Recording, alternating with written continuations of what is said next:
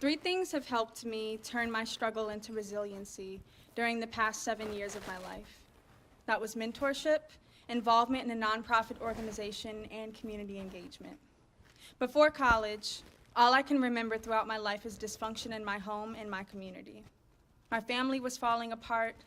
I lived in a violent area of Chicago. My friends were dropping out of school or going to jail. There was segregation everywhere. Resources were scarce. I didn't feel challenged academically and was unprepared for high school. Overall, I felt voiceless and lost.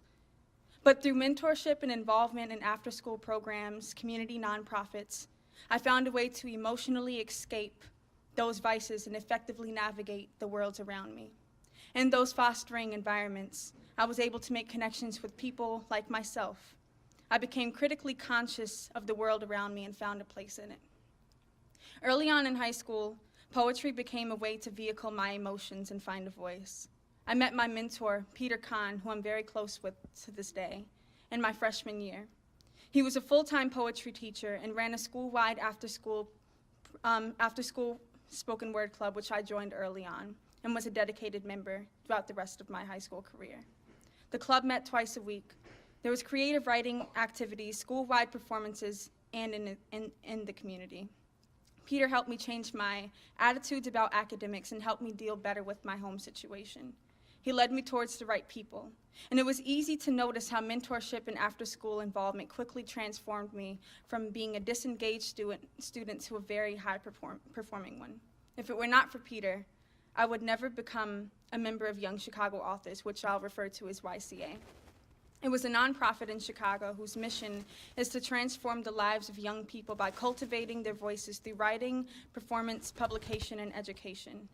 I received 3 years of free Saturday writing classes, my first internship, and they helped me branch out into the community to do performance all throughout the city. And through YCA, my voice was important for the first time in my life. I was able to get involved creatively through civic learning.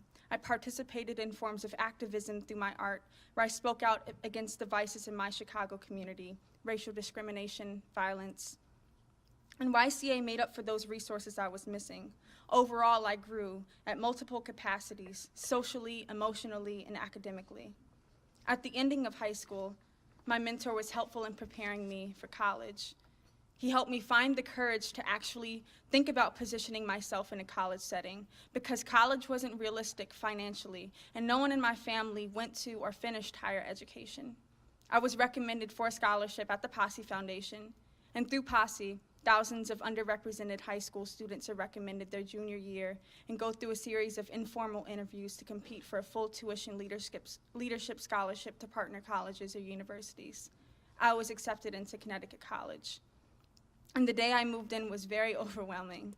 That night, my mentor called to check in on how things were going so far, and I told him I was petrified and felt out of place.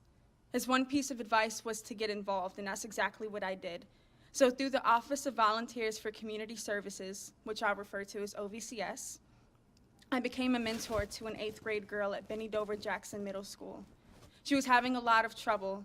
Her emotional disposition made it clear that she needed some guidance. She was battling with family situations and coming to terms with her sexuality. And as a queer woman of color from a very rough family situation myself, I felt very connected with my mentee. I saw aspects of myself in her. We met once a week for a few months to talk, work on self-esteem and academics, and because I used to be the student, I understood how important mentorship was and how important it was for me to guide her. So it felt right to mentor and build a relationship with this student. And through my connection with her, I was transforming into someone that mattered, an active citizen. And after this experience, I craved more community service. During my sophomore year, a friend of mine and I started a spoken word club at the New London High School and the Science and Technology Magnet School. We started this project because 2 students at the high school mentioned to him while he was tutoring that they were interested in poetry but didn't have a way to express their passion. He brought this to my attention, so we decided something needed to be done. We wrote a proposal, collaborated with the OVCS at Con, as well as the administration from both high schools, and we made this initiative happen. It was a success. Once a week for 2 hours, we met with students from the high schools to lead poetry workshops. The population of the students that attended these workshops were mainly students of color and students in the LGBT community. The framework that the club was built on was one connecting literacy, empowerment, and creativity. We created curriculum for the students that use literacy, media, and performance. So I'll read a passage from one of the high school students' poems now. It's titled, "Because Being Me is Wrong." Because being me is wrong, I've kept myself in a nutshell, dying for someone to reach out and say that I'm not going to hell. I cry out when alone because no one understands me. They'll never know what to do when I'm hurt. I just get so angry. I like girls, and because I'm a girl, it's wrong. A loud ringing in my ears as if someone banged a gong. I can't seem to shake the feeling I get when my mom looks at me and sees me and her, a strange look of disappointment and hurt. I'm considered one of them, those people called wrong, but I bleed what you bleed. The student told us how she used this poem as a way to mend a broken relationship with her mother by sharing it with her. She even had the chance to read it in the morning announcements at her high school. It's really impressive the way that she transformed from self-conscious to an empowered individual, all through this form of creative agency. It dawned on me while working with them that I feel this responsibility to build, strengthen, and motivate communities. It's become a responsibility of mine to do work that is beyond myself, a responsibility to become involved in the communities that I'm positioned in. And through this work, I was building it as an individual and developing a passion for social justice through the arts. I was able to deconstruct the project at hand. We were not just providing a poetry club, we were providing a safe zone, an education space, and a place of empowerment for these students. We were bridging the gap that existed between the specialized magnet schools and the public school, as well as molding students into change agents through creativity and voice. Many of our students' stories that were shared were ones directly involving community. These students were noticing their places in society, and being a mentor to these students was important. My experiences in my Chicago community were extremely parallel to their experiences in their New London community. Many of the students shared a common thread of dysfunction in school, family, making navigating adolescence very difficult. But through creativity, they developed agency just as I had experienced. They were finding their positions and developing moral rationale and becoming more capable of voicing opinions. This past school year, I became involved with the Enrich program at Connecticut College, an extended time learning collaborative pilot program for middle school students on the Connecticut College campus.